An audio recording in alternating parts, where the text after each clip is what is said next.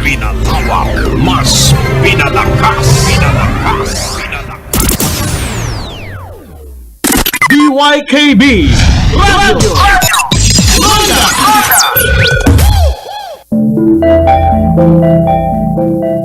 Ginapahibalo sa mga tagpalamati nga mga opinyon, pananawan kag panindugan nga ginapalayag sa masunod nga palatuntunan iya lamang kaugalingon sa mga natunggan nga tagwaragwag kag indi bilang iya sang tagdumalahan sang RPN DYKB. Madamo gid nga salamat.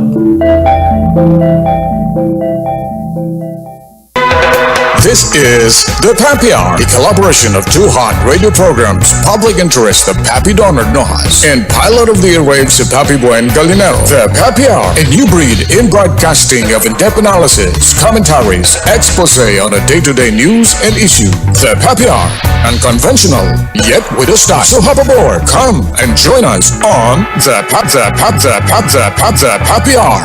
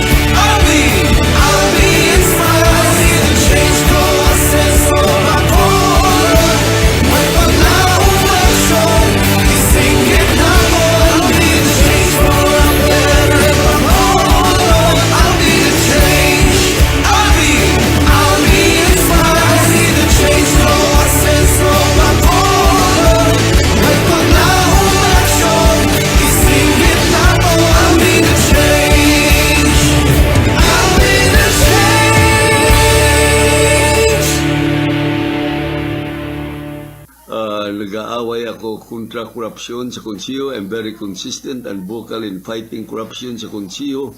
In my 3 terms as City Councilor, wala tagid ka magipabayan. I serve you with all honesty and integrity. I did not fail you.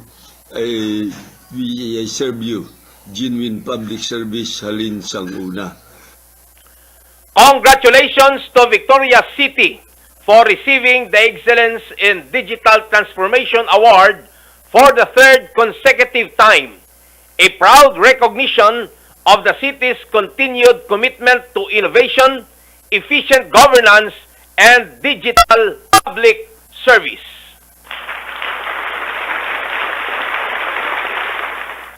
Amo ini ang pahayag ni Congressman Javi Benitez sang 3rd District sang aton sininga probinsya, kasunod nga siya ang nangin tiglawas o kon iya ginrepresentahan ang syudad sang Victorias nga napaidalom siya sininga distrito. Kag remember, antes na congressman nangin city mayor sang Victoria City si Congressman Javi. Siya ang nagtambong kag nagbaton sang award para sa Victoria City sa 3 ka asod-asod nga tuig. 3 consecutive years sa GCash Digital Excellence Awards 2025 nga ginpatigayon sining karon lang. Kon inyo madumduman, may ara proposal sa Kamara si Congressman Javi nga ease of doing business with government, cashless payment in government transactions. Amo ini ang ginaduso ni Congressman Javi.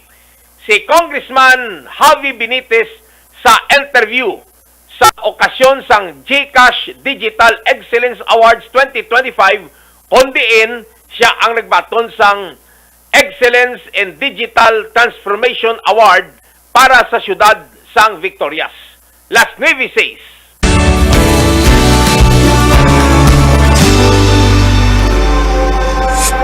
Welcome back to Judea 2025 coverage. I'm with Congressman Javi Benitez from Negros Occidental. Hello, Congressman. Nice to meet you. Yeah, Joanna. Nice to meet you, Congressman. Kumusta po before we start? Okay, very excited dahil siyempre we're getting an award for our city, Victoria City. So, very excited na makita yung ginagawa ng GCash along with our fellow awardees. Just a few questions, Congressman. No? So first one is, what made GCash the right partner for your digital initiatives, especially in your community? Yes, so I was a mayor of Victoria City in my previous term, so right before this. Kami yung una sa Negros Island region that really spearheaded the Palengke Euro Page Plus. Tapos nakita namin with our tricycle drivers, our market vendors, yung GCash yung talagang nag-resonate sa kanila. And I think yung GCash in terms of the market accessibility, maraming gumagamit na ng GCash. So it was easy for us na mag-partner with GCash for financial literacy, even sa citizen cards namin, GCash din. And so, we're really vying for a cashless community. Siyempre, importante pa rin yung cash sa mga rural areas po natin. At may limitation doon sa internet connectivity na sana po maayos po yan. But regardless, with that, yung digital and cashless community namin ay napakaganda para sa aming mga MSMEs, tsaka yung mga bumibisita sa community namin. They're very happy na, pwede na palang bumili ng gulay sa market na wala nang kailangan ng cash. Scan na lang. Tapos yung mga tricycle drivers namin, happy din dahil di na kailangan magdala ng barya all the time. Saka mas maayos yung sistema. We're happy to hear, no, Congressman, on how really going digital can help transform lives, especially for the underserved communities. Which leads me to the second question. So, can you share more about the importance of public-private partnerships like this, especially in advancing financial inclusion here in our country? Sa totoo lang, hindi man kaya ng gobyerno yung lahat. But I think maayos yung dapat yung partnership, especially hybrid approach. Now, when we look into, especially data, for example, very important po yan. Dapat protected yung mga consumers natin. But at the same time, we need to have a partner na marunong mag-implement ng maayos para sa ating mga kababayan. So, I think with the right kinds of public-private partnerships, ang panalo dapat ang mga kababayan natin. So, I think with the partnership that we had with GCash, nakita yung government, local government side, but at the same time, private sector side, na talagang happy yung mga consumers namin and especially mga constituents namin. So, happy kami that during my term, we won the Digital Breakthrough Award, we won the Outstanding BSP Awardee, and nandito kami ulit for the Digital Excellence Award. So, we're very happy to keep it going.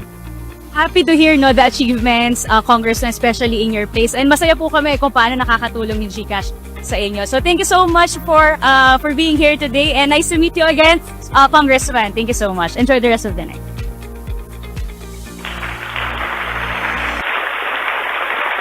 Si Congressman Javi Benitez sa piyak na bahin, 2 billion pesos, sobra 2 kabilyon ka pesos ang ginalokar para sa nagkalain nga mga local government units diri sa probinsya sang Negros Occidental sa pag-ugid lang ginlunsar nga programa sang aton sini nga presidente, ang BBM program o kon bawat bayan makikinabang kun diin 149 ka mayors sa bilog nga Pilipinas. I think una ini nga batch nga nagtambong sa launching o kon mga pinili ini nga mga mayors, including Mayor Raymond Tongson of Himamaylan and Mayor Attorney Rowena Weng Lopez Lizares of Talisay City. Sanggin patigayon ang launching sang bagong Pilipinas, bawat bayan makikinabang. Ini kasunod sang special briefing parte sa BBM program nga ginpatigayon sang Sabado nga adlaw diri sa siyudad sa Bacolod nga gin-host o kon ginpangunahan ni Congressman Javi Benitez kagin patigayon ini sa puloy-an sang iya nga amay nga si Congressman Albi Benitez Bacolod diri sa siyudad sang Bacolod. Ang mga LGUs sa bilog nga probinsya, mga component cities and municipalities ang talana nga magabaton sang masobra 2 kabilyon ka pesos nga financial support sa idalom sa ini nga programa suno sa kay Governor Bong Lacson. Ang total nga allocation 2,044,800,338 pesos ang iga panagtag ini direkta sa mga local government support fund sa provincial government lakip ang syudad sang Bacolod kag 31 ka mga kabanuhanan kag kasyudaran sa bilog nga probinsya. Sa idalom sang ini nga programa, ang aton nga provincial government ang magabaton sang 342 million pesos kundiin tungaon ini sa rice distribution kag subong man sa school building o kon sa infrastructure projects nga magabenepisyo sang aton sini nga mga eskwelahan. Ang tagsa-tagsa ka mga local government units ang may kaugalingon man nga share sa sini nga pundo. Tungaon ini ang pundo sa nasiling ko na assistance sa mga pumuluyo o kon sa mga residente kag ang katunga sa local infrastructure lakip ang road improvement, water supply systems, kag mga multi-purpose buildings. Waay labot kay Governor Bong Lacson ang mga mayor sa mga kabanuanan kag city mayors ang nagtambong sa briefing nga gin pamunuan o kung gin pangunahan ni Congressman Javi araman si Anay Governor Ben Ibardoni, Anay Governor sang Eastern Samar. Yari ang malipot nga payag ni Governor Bong Lacson parte sa sining 2 billion pesos nga windfall para sa aton sini nga probinsya. Las 9:13. Port Fund, no? Financial assistance sa bawat bayan makikinabang, no? Program where every province, every city, and every municipality will receive a specific amount, no? And that has been computed by the national government. So for total in Negros Occidental, including Bacolod, is 2.044 billion plus. For the province alone, provincial government is we will be receiving 342 million, and this will be divided into 50% goes to rice distribution and 50% goes to infrastructure.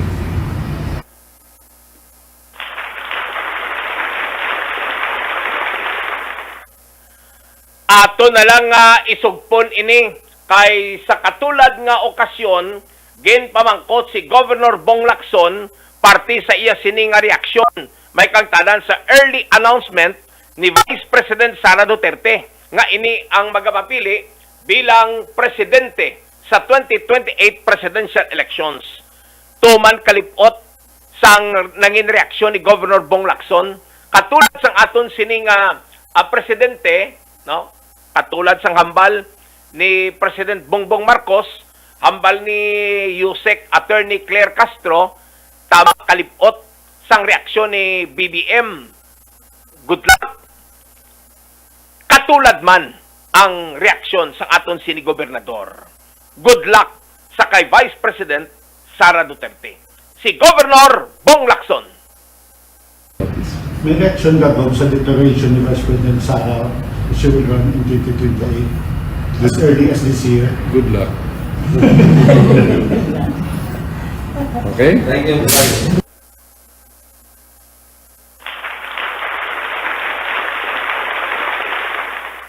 Ang masubo lang kay kasunod sang announcement ni Vice President Sara Duterte nga ini siya ang magapapili sa magka-presidente sa 2028, may ara mga development ang mga kaso nga gin-file batok sa iya. Unahon naton ini sa Kamara de Representante, Lunes, Pebrero 23, gin-refer na sang Kamara sa House Committee on Justice ang 4 ka mga impeachment complaints batok sa kay Vice President Sara Duterte. Ang bot silingon ang initiation sang impeachment complaint kontra sa aton sining Vice Presidente for reference purposes. Katulad ba na sang nagligad ngambal sang Korte Suprema, February 5, 2025 ang reference point kundi na-initiate ang impeachment kontra kay Vice President Sara Duterte, agud nga ma-apply ang 1-year rule, no? 1-year ban rule. O kung isa ka tuig within sa sulod sa isa ka tuig, tis alang ipaidalom sa impeachment ang isa ka impeachable officer. So, para sa 2026, sugod February 23, 2026, kundiin gin-refer sang Kamara sa Committee on Justice ang impeachment cases batok sa kay Vice President Sara Duterte. Las 9:17. Additional reference of business, verified complaint for impeachment against Vice President Sara Z. Duterte, filed by Francisca Franz Castro, Arlene Rosas, Liza Mazza et al., endorsed by Rep. Antonio L. Tino of ACT Teachers Party List, Rep. Sara I. Alago of Gabriela Women's Party List, and Rep. Rene Louise M. Co. of Kabataan Party List on 2 February 2026. Verified complaint for impeachment against Vice President Sara Z. Duterte, filed by Francis Joseph Aquino D., Sylvia Estrada Claudio, Teresita Quintos Deles et al., endorsed by Rep. Percival Sandanya of Akbayan Party List, and Rep. Laila M. De Lima of Mamamayang Liberal ML Party List on 2 February 2026. Verified complaint for impeachment against Vice President Sara Z. Duterte, filed by Reverend Father Joel Sabalia, Reverend Father Joselito S. Sarabia, Reverend Father Edelberto J. Baculi et al., endorsed by Rep. Laila M. De Lima of Mamamayang Liberal ML Party List on 9 February 2026. Verified complaint for impeachment against Vice President Sara Z. Duterte, filed by Attorney Nathaniel G. Cabrera, and endorsed by Rep. Bienvenido M. Abante Jr. and Rep. Paulo P. Ortega V on 18 February 2026, 6:34 p.m. To the Committee on Justice. Ini pag-refer sang impeachment cases sang Kamara sa House Committee on Justice. Ini parte sa 4 ka reklamo for impeachment sa kay Vice President Sara Duterte. Now, remember, nagligad nga tuig, may ara sang pagpamahog naging pagwa si Vice President Sara Duterte. Sa claim niya nga kon ipapatay siya, maging kontak naman siya nga tawo nga ipapatay man si President BBM, si First Lady Lisa Araneta Marcos, si House Speaker Ferdinand Martin Romualdez, etc.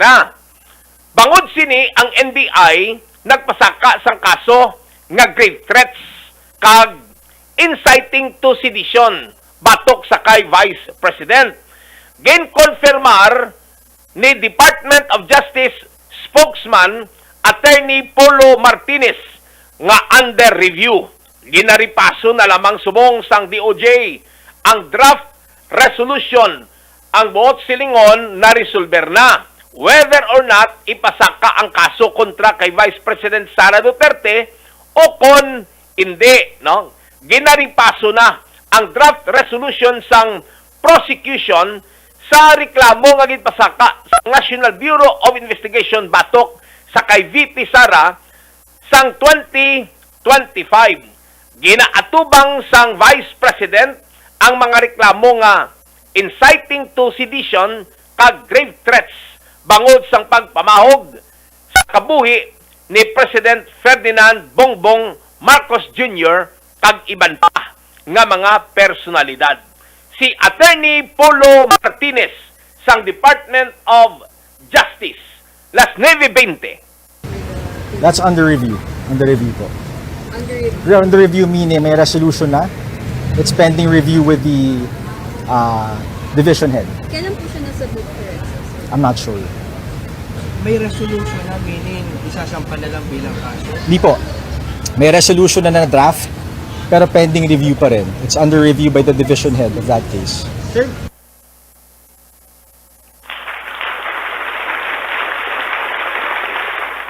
Nagasadya na subong ang away, no, sang pro-BBM kag pro-Sara Duterte nga mga grupo, espesyalmente sa mga vloggers.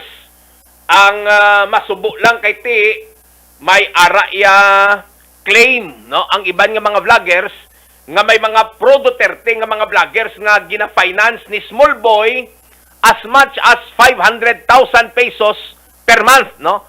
Amuna ka lucrative, amuna ka garbuso, ka extravagante sang payroll sa mga vloggers nami, no? Madi-DS vlogger na lang taguro ay. Hamakon mo 500,000 pesos ang vlogger, no? Gina-finance ni Small Boy. Of course, kabalo kita kung sino si Small Boy, no? Ma-intra ta bala. Intrahan tani ang away Marcos Duterte. Galing kay ang masubo lang kung mag-intra kita, wa iti 500,000 pesos per month nga payula. Ahay, kaluoy man sa aton. Pero ari-ay, intrahan tani bala. Kadumdum kamo sining pro Duterte. Sang una, grabe giniya magdipinsa sa kay Duterte. Pero later on, lately, may change of heart, no? Medyo nagkwan siya, nag-about face, nagtiyog. Inibalang personalidad nga si Jam Magno. Of course, si Jam Magno, kilala ining vlogger, no? Kay ang kalimawa yan medyo daw intellectual type abi, tag medyo disente nga Iloy Bugris.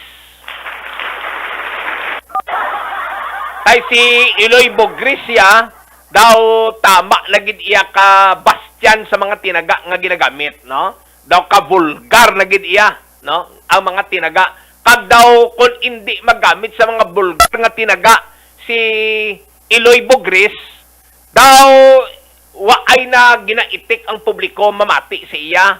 So kinanglan mamuyayaw siya kag magamit sang mga vulgar o kung binastos nga mga tinaga para nga magapabilin ang iyang relevance. But not Jam Magno. Kay si Jam Magno, medyo English spokening daani. Medyo sosyal nga daan ini, kagikan ini sa maayong pamilya, no? Gikan sa maayong pamilya. Halin sa pamilya nga may means, daw ala Ellen Adarna man bala? From DDS to pro BBM, no? Maki BBM na subong ang iya sini nga statement. May hambal nga bangod nga ang gasto sa iya nga bata sa hospitalization, no? Gin salo abi o kung gin abaga ni House Speaker Ferdinand Martin Romualdez, ano pa nag-about face sa mga Duterte si Jam Magno. Pero ari-ay, si Jam Magno may reaksyon kasunod sining announcement ni Vice President Sara Duterte nga magapapili sa pagka-presidente sa 2028. Ano ang ambal ni Jam Magno? Siling niya, ang deklarasyon ni VP Sara hindi makabenepisyo sa mga pumuluyo. Wala sang benepisyo ang ordinaryo nga Pilipino, kundi genhimo ining announcement para sa iya kaugalingon nga kaayuhan, para sa iya kaugalingon nga mga tinutuyo, kag sa amo ang benepisyado sang iya sininga announcement. Pamatian ta, no? Pamatian ta si Jam Magno. Las 9:25. Her announcing that she wants to run for president isn't for you. Let me repeat.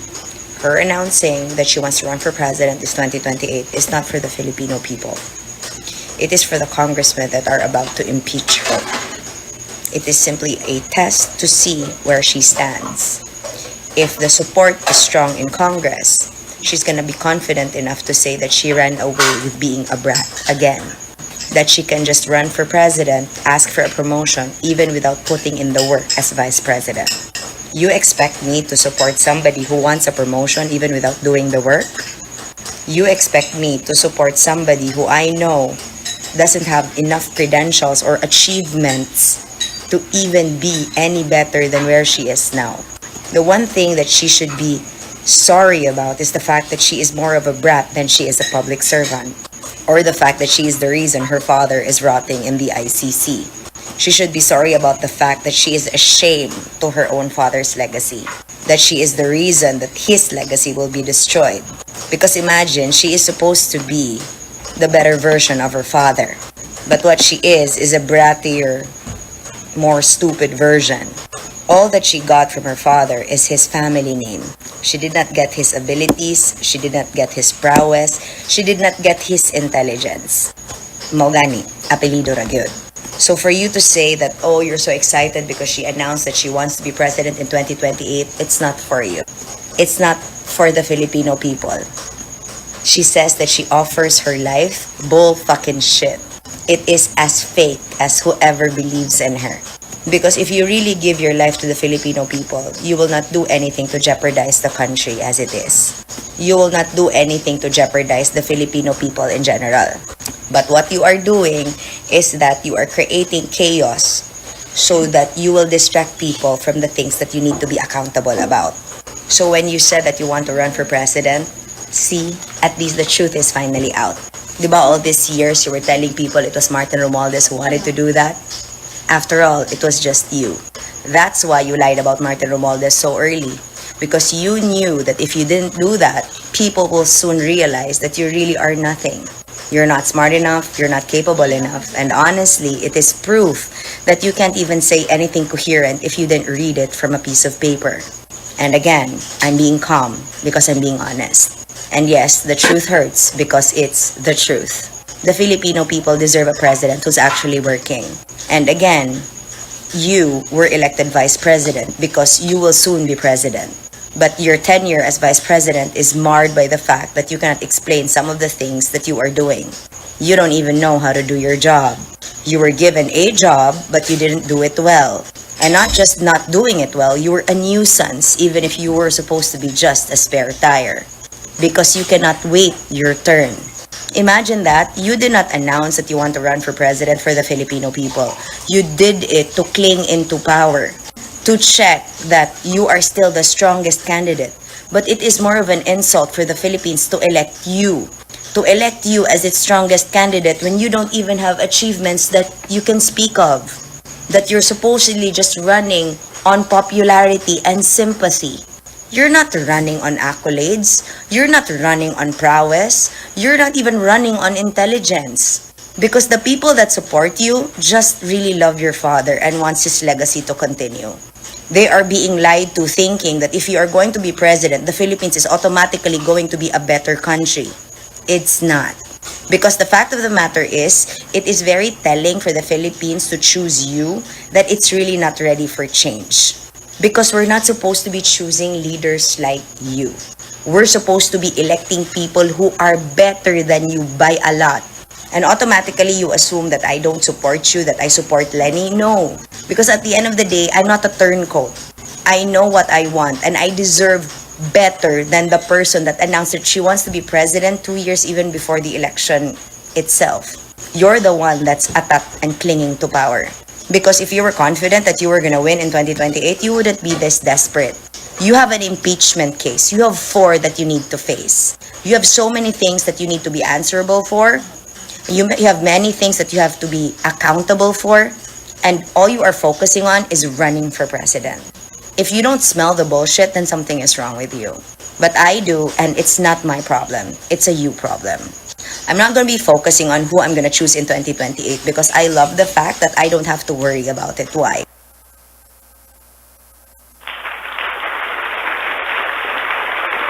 Daw may sense man ang statement ni Jam Magno, no?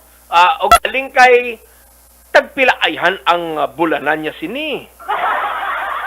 Kay ang mga pro-Duterte iya nga ginapabati-batian niya, ang hambal sang iban nga mga vloggers, ginabangkrol ni Small Boy 500,000 pesos ang bulan. Amo na galing nga siling ko maintraman tabala galing kay wa ay tiya 500,000 pesos kada bulan.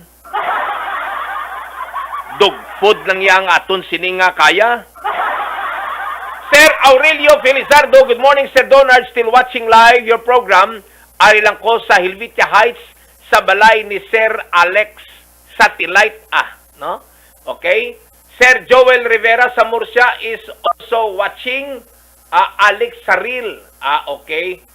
Medyo na kwalgali, no? Na auto-edit ang predictive texting ni. Ang yan ni Sir Aurelio Felizardo. Imbes Alex Saril, ang nagwa Alex Satellite. Basta may predictive texting. And then sa may Talisay City, si Sir Jade Siason, no? Good morning, sir. Kag sa Dumaguete City, si Madam Sosette Francisco Valencia is also watching sa aton nga program. Kahapon, waay naton matamyaw si Sir Nene Grande, ang manog Vice Mayor sang Moises Padilla, dira sa SAJ Integrated Farm in Barangay Inulingan, Moises Padilla. I hope you're doing well, mga taga Moises Padilla.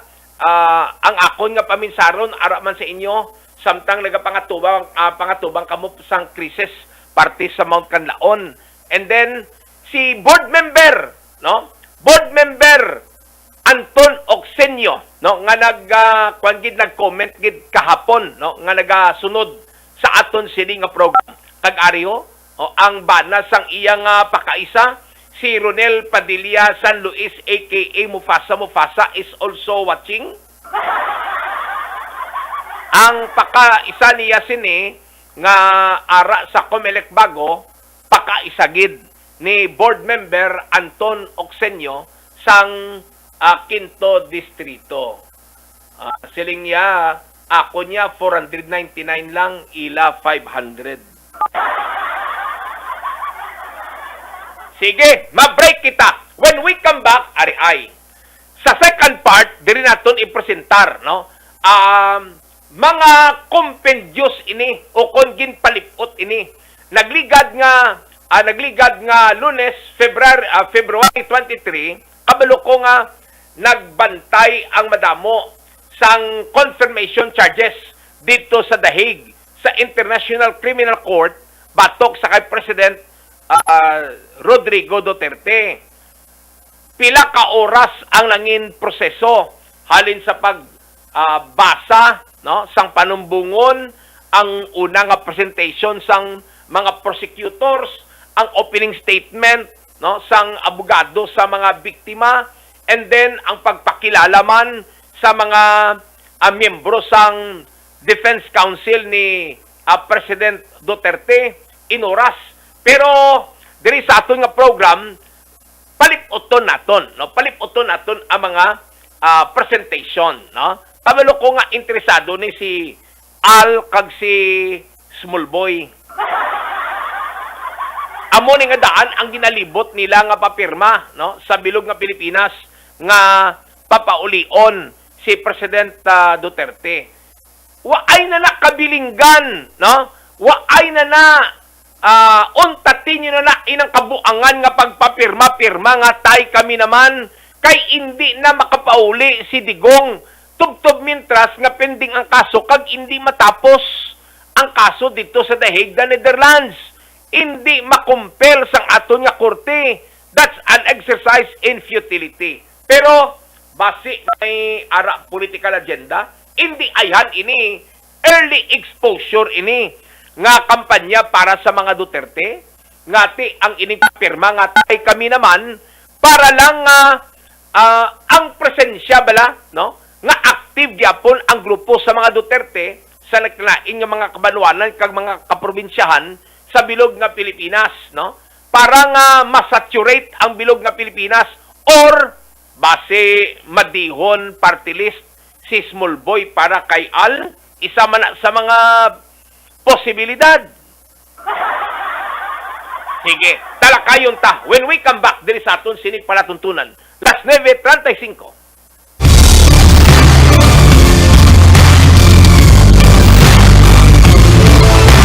The majority. Uy, bakit parang sobrang saya mo? Siyempre, ML Unarium Mania na! From January 25 hanggang April 25, 2026! ML Unarium Mania? Every ML transaction mo, may chance manalo ng 1 million pesos! Paano sumali? Siyempre, ML Unarium Mania na! From January 25 hanggang April 25, 2026! 5 winners, tig 1 million pesos! Final draw, April 28, 2026! ML Unarium Mania! Tara na sa ML Villar! Now na! Uy, bakit parang sobrang saya mo? Siyempre, ML Unarium Mania na! From January 25 hanggang April 25, 2026! ML Unarium Mania? Every ML transaction mo, may chance manalo ng 1 million pesos! Paano sumali? Siyempre, ML Unarium Mania na! From January 25 hanggang April 25, 2026! 5 winners, tig 1 million pesos! Final draw, April 28, 2026! ML Unarium Mania! Tara na sa ML Villar! Now na! Talisay nun, nakatilaw na kita sang gwapo nga serbisyo sang isa ka matuod nga tumandok sang aton syudad. Ang serbisyo nga nagahatag sang asenso, serbisyo nga nagahatag lugar nga luwas sa katalagman, kag napamatud-an ni Mayor Neil Lizares na ang pagpalangga niya sa aton syudad hayag kag klaro. Sa idalom sang iya nga paggiya, ang Talisay nangin mabaskog sa infrastructures.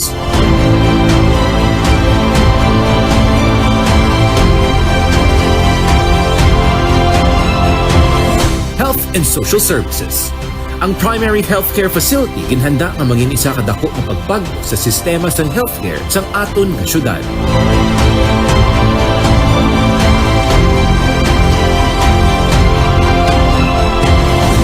Investments.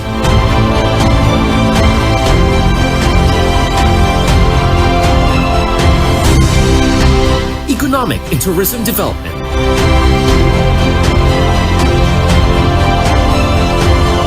Sports and education.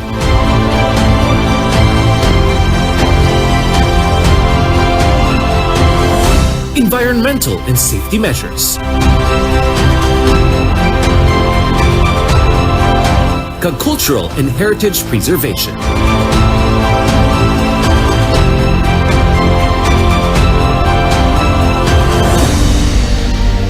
Ginapasalamatan ta initanan kag ginaantisipar na ang masunod nga magapamuno sa aton syudad mabinuligon, mapisan, maalam kag kung si Mayor ni Lizares gwapo magserbisyo, syempre ang mabulos dapat gwapa ang panghimanwa. Sa kay Attorney Weng Lizares, may asenso kita Talisay nun. May agricultural productivity and adaptability to climate change. Magahatag sang seguridad sa mga produkto sang aton syudad base sa pag-adapt naton sa climate change. May social advocacy and shelter establishment. Magahatag panigurado sa pangabuhian sang tanan. Magapadayon nga suporta sa ikaayong lawas kag sa pang-adlaw-adlaw sang pamilya. May economic and enterprise development. Kundiin gadako kagasaka ang aton ekonomiya kag ini gapadamo man sang oportunidad para sa aton syudad kag sa aton nga mga talisaynon. Ara man ang natural and man-made disaster preparedness. Kung may matabo ng kalamidad diri sa aton syudad, may mga protokol na kita nga sundon para hindi magpanik ang kadam-an kag mapalayo kita sa dako nga hali. Isa pa gid ang self-reliant, sustainable and empowered barangays. Inigahatag sa mga lokal nga lideres ang desisyon nga maging responsable, maghimo sa mga proyekto sa tagsa nila ka mga barangay o punpurok para sa kaayuhan sang komunidad kag mismo sang aton nga syudad.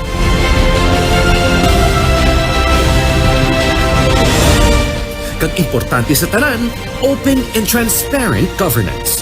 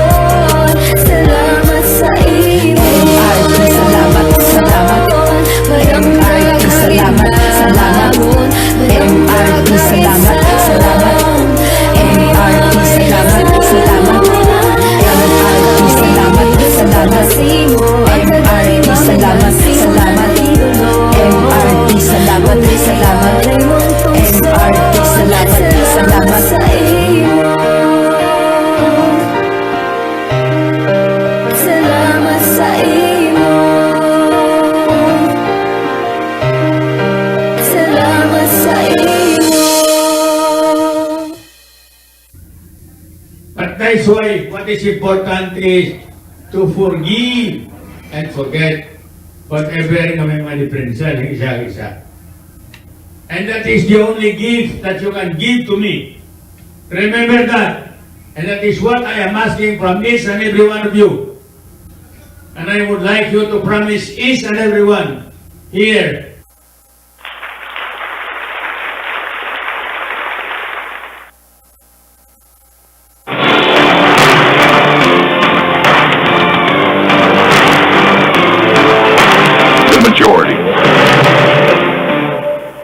Kabahin Hinainis ang aton sini presentation sa the majority.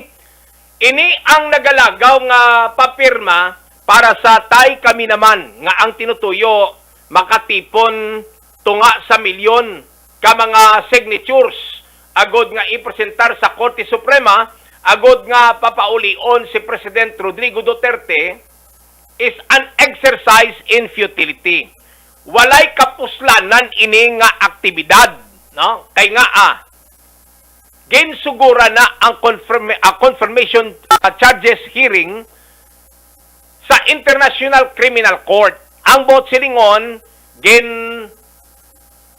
ginbasahan na sang akusasyon si President Rodrigo Duterte, tapos preparado na ang defense, preparado naman ang prosecution, may jurisdiction na ang International Criminal Court. Simple lang na basta gani ang korte naka-exercise na jurisdiction sa kaso, sa criminal cases kung naka-exercise na jurisdiction sa persona sang akusado, magapadayon ina nga jurisdiction tubtob sa konklusyon o kung katapusan sang kaso. Presiding Justice sang ICC Romanian si Julia Motok, iya ginmanduan ang court interpreter February 23, 2026 nga basahon ang charges batok sa kay former President Rodrigo Roa Duterte on allegations of crimes against humanity, no? Crimes against humanity. Yari ang pagbasa sang akusasyon sa ICC. Inuras ni kung lantaw ninyo, no, sa TV ang nangin proceedings diri sa aton ginlipot naton pila lamang ka minutos. Yari ang pagbasa sang court interpreter sang panumbungon batok sa kay President Rodrigo Roa Duterte. Las 9:44. Madam Courtroom Officer, would you please read the charges?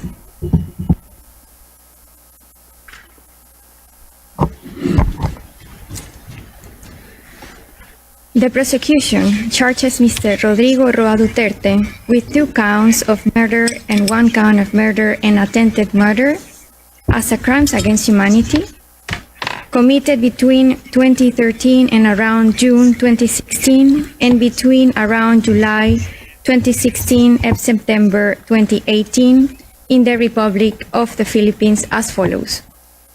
Count 1. Murder of 19 victims alleged to be criminals, including 3 children, who were killed in or around Davao City in the Philippines between 2013 and around 2016 by members of the Davao Death Squad, while Mr. Duterte was the mayor of the Davao City pursuant to Article 71A of the Roma Statute. Count 2. Murder of 14 victims labeled as high-value targets for their alleged criminality, who were killed in locations across the Philippines between around July 2016 and July 2017 by a network of perpetrators comprising state actors and others, referred to as the National Network, while Mr. Duterte was the President of the Philippines pursuant to Article 71A of the Roma Statute. And count 3. Murder and attempted murder of 45 victims, comprising 43 murders and 2 attempted murders of persons alleged to be criminals, including 3 children who were targeted in barangay clearance operations in locations across the Philippines between around July 2016 and September 2018 by members of the National Network, while Mr. Duterte was the President of the Philippines pursuant to Articles 71A and 25(3)(f in respect of the attempted murder of the Roma Statute. The prosecution alleges that Mr. Duterte is individually criminally responsible for all 3 of the above counts as follows. First, as an indirect co-perpetrator pursuant to Article 25(3)(a) of the Rome Statute. At least between 1st November 2011 and 16 March 2019, Mr. Duterte and his co-perpetrators shared a common plan to neutralize alleged criminals in the Philippines, including individuals perceived or alleged to be associated with drug use, sale, or production, through violent crimes including murder. Mr. Duterte and his co-perpetrators implemented this common plan through the hierarchically organized structures of the Davao City Police and Davao Death Squad, and then the national network. Within the framework of the common plan, Mr. Duterte made essential contributions to the crimes in counts 1 to 3 by A. Designing and disseminating the police to neutralize alleged criminals, both in his role as a mayor of the Davao City and also during his presidential campaign and as a president, including by endorsing the anti-illegal drugs campaign Double Barrel. B. Establishing and overseeing the DDS. C. Instructing and authorizing violent acts, including murder, to be committed against alleged criminals, including alleged drug dealers and users. D. Providing personnel and other necessary logistic resources, such as weapons, including those to be used in the execution of the crimes. E. Appointing key personnel to positions which were crucial to the execution of the crimes. F. Offering financial incentives and promotions to police officers and hitmen to kill alleged criminals. G. Creating and maintaining a system in which perpetrators knew they would be protected, including through promises of immunity and shielding perpetrators from investigation and prosecutions. H. Making public statements authorizing, condoning, and encouraging killings of alleged criminals, both as a mayor of the Davao City and as a president of the Philippines. I. Authorizing state actors to take part in the anti-drugs campaign and temporarily revoking such authorization, including to placate public outcry. J. Publicly naming individuals and holding up charts from lists of alleged criminals, including so-called high-value targets, some of whom were subsequently killed. Second, in the alternative, Mr. Duterte is charged with ordering and/or inducing the charged crimes pursuant to Article 25(3)(b) of the Rome Statute, and/or aiding and abetting these crimes pursuant to Article 25(3)(c) of the Rome Statute.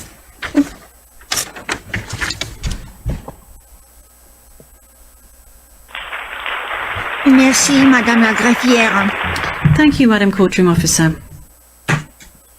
With regard to objections and observations under Rule 122, paragraph 3 of the Rules of Procedure and Evidence, the Chamber notes that the defense submitted a number of written observations, and the last of which was on the 16th of February 2026, no, si Mami Manyayi Niang, no, amo ni ang ngalan niya, maisog nga prosecutor atong itom, no, nga abogado. Kay siya ni ang nagdetalye kung anong struktura bala sang Davao Death Squad halin sa kay President Duterte pakadto sa iyang mga co-conspirators, ang iyang mga collaborators. Ang iyang mga collaborators giningalanan na, no? Of course, duwa ka mga senador, Senator Bato de la Rosa kag Senator Bongo, and then mga chief PNP, of course, ara na si Kwan, ara na si Bato, and then gindugang da si Oscar Albayalde kag si Danao, lakip ang chief sang NBI kag ang chief man sang Department of Justice amo na kun nga ang anay DOJ Secretary Vitaliano Aguirre ang nadalaman as co-conspirator. Yari ang unang presentation sang prosecution sa pagpamuno sang ICC prosecutor nga si Mandiay Niang o kon Mami Mandiay Niang. One of the first things Mr. Duterte did when he became the mayor of Davao back in 1988 was to create the infamous Davao Death Squad, otherwise known as DDS. As you will have seen from the prosecution pre-confirmation brief, Mr. Duterte personally instructed Death Squad members that their mission was to kill criminals and suspected criminals, including drug users and dealers, also referred to as drug pushers. The death squads carried out this mission well into the charge period through 2011 to 2016, perpetrating the crimes charged in count 1. Your Honors, Mr. Duterte's criminal plan and his intent were no secret.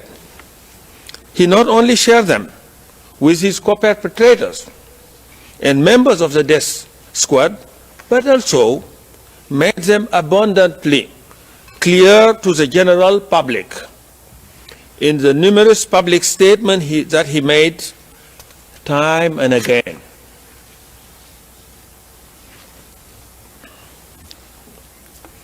During his presidential campaign, Mr. Duterte explicitly vowed to implement the common plan to neutralize alleged criminal nationwide if elected. This was his program to be elected. He publicly announced his intention to eradicate corruption, criminality, and drugs in 3 to 6 months. And this is what he said. I quote, "If I become the president, I will order the military and the police to hunt down the drug lords, the big ones, and kill them." That's what he said. And this can be found at tab 12 of the prosecution list of material. Similarly, when speaking about druggies, I quote, in a televised interview in 2015, this is again what he said. "If I become president, you will all get wiped out. I will order your execution within 24 hours. That's what he said. That I quote directly from his word.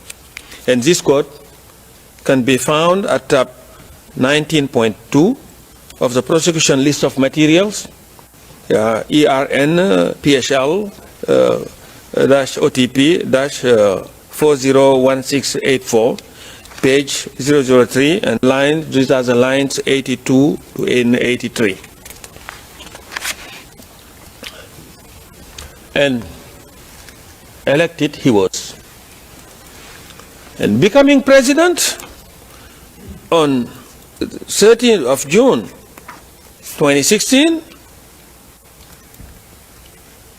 this provided him with the opportunity to follow through with his promise and to expand extrajudicial killings of alleged criminals beyond Davao and across the rest of the Philippines. He did this through the implementation of the National Anti-Illegal Drug Campaign, better known as Duterte's War on Drug, and its project, Double Barrel. These were carried out by the national network consisting of law enforcement personnel working together with non-police assets and hitmen. Mr. Duterte authorized murder and personally selected some of the targets. During the mayoral period, when he was mayor, his clearance was required for the DDS to carry out the killings. Essentially, members of the DDS needed Mr. Duterte's green light to murder. And during the presidential period, Mr. Duterte has continued to personally identify some of the targets, including by publicly naming those he claimed were involved in illegal drug trade or in other forms of criminality. He also identified targets by holding up a list containing their name. And if you are on the list, you will be killed. And this was a word of one prosecution witness. And this evidence can be found at tab 54 of the prosecution list of materials, ERN PHL OTP 00015 page 0009, and the relevant lines are 260 to 261.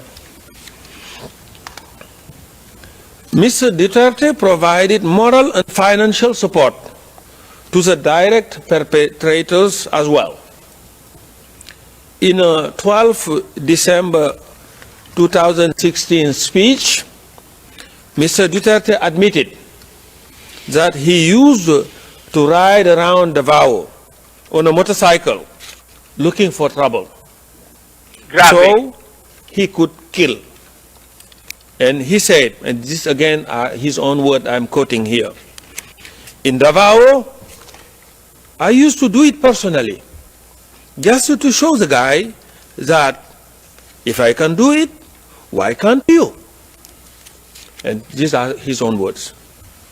And this quote can be found at tab 16.1 of the prosecution list of material, ERN PHL OTP 0001547 at 0002 lines 7 and 8. And the evidence show that Mr. Duterte's Davao City Mayor office provided some member of the DDS with a regular salary. Financial rewards were also given to direct perpetrators in the form of cash per head of killing. And at a press conference in 2013, Mr. Duterte stated that shoot to kill orders and reward are, and I quote him, are legitimate tools of government to fight lawlessness. This is his own word. And if he surrendered to me or his carcass dead, then I double the price. And again, yeah, and that was what he boasted. Kabahin, ini isang presentation ni ICC prosecutor Mami Mandia Niang. Grabe, no, ang alegasyon kontra kay Presidenta Rodrigo Duterte. Siya personal nagapangamot sa Davao agud ipakita nga kung kaya sang iyang mga DDS. Why labot, hindi na pagdalon sa prisuhan, kay pakanon pa na, no? Kinanglan itipon na lang rikta. Kadamo-damo sa mga revelasyon. Kabalo kamo ang madiin kay PRRD diri nga kaso. Ang duha ka anay membro sang DDS nga amo ni ang mga star witnesses. Remember Edgar Matubato kag Arturo Las Cañas, no? Amo ini ang duha ka mga former DDS ang matestify eventually dito sa ICC. Why natasang panahon para kuntani sa statement namla opening statement ni Attorney Joel Butuyan, ang abogado sa mga extrajudicial killing victims, no? Siya ni ang abogado, Pilipinong abogado para sa mga nagkalabiktima sang EGK. Tag si Attorney Nicholas Kaufman, ang abogado ni PRRD, amo ni ang chief legal counsel, ginpakilala yaman ang mga membro sa iyang legal panel, ang defense team, no, ni PRRD. Galing kay alang-alang na ang aton nga panahon. Catch me later tonight sa evening edition sa aton sine-presentation, The Papi Hour. Si migo ko Eduardo Aguirre, no? Sa may Estefania is watching, amuman si Riddick Rilomo. Catch me later tonight, 8 to 9, evening edition sa Papi Hour. In the meantime, I am Donard Nojas. Good morning, everyone.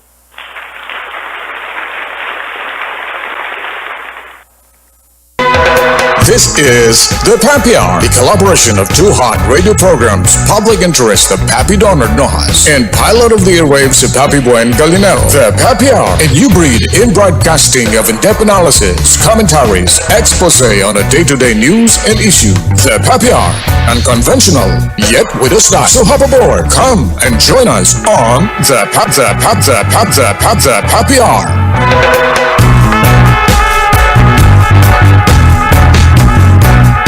Uy, bakit parang sobrang saya mo? Siyempre, ML Unarium Mania na! From January 25 hanggang April 25, 2026. ML Unarium Mania? Every ML transaction mo, may chance manalo ng 1 million pesos. Paano sumali? Siyempre, ML Unarium Mania na! From January 25 hanggang April 25, 2026. 5 winners, tig 1 million pesos! Final draw, April 28, 2026. ML Unarium Mania! Tara na sa ML Villar! Now na! Uy, bakit parang sobrang saya mo? Siyempre, ML Unarium Mania na! From January 25 hanggang April 25, 2026.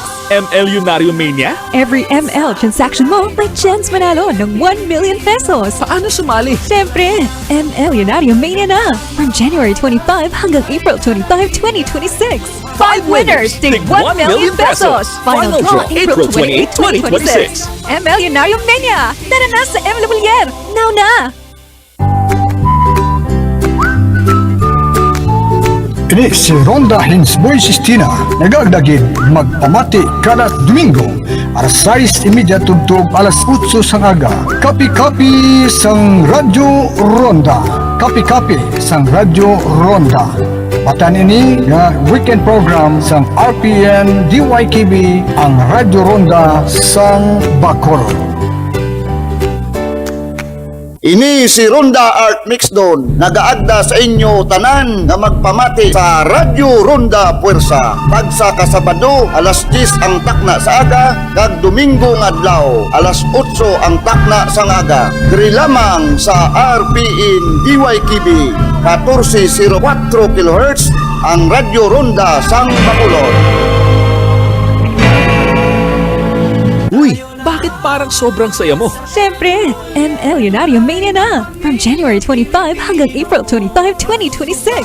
ML Unarium Mania? Every ML transaction mo, may chance manalo ng 1 million pesos. Paano sumali? Siyempre, ML Unarium Mania na! From January 25 hanggang April 25, 2026. 5 winners, tig 1 million pesos! Final draw, April 28, 2026. ML Unarium Mania! Tara na sa ML Villar! Now na! Ini si Ronda Glenn Makiling Tuba, nagaagda sa inyo nga magpamati sa Radyo Ronda Balita. Pagsaka alas 6 sang aga, Lunes tugtog Biyernes nga adlaw, kabahin sang Merkado Publiko ni Ronda Vic Mercado, diri lamang sa RPN DYKB important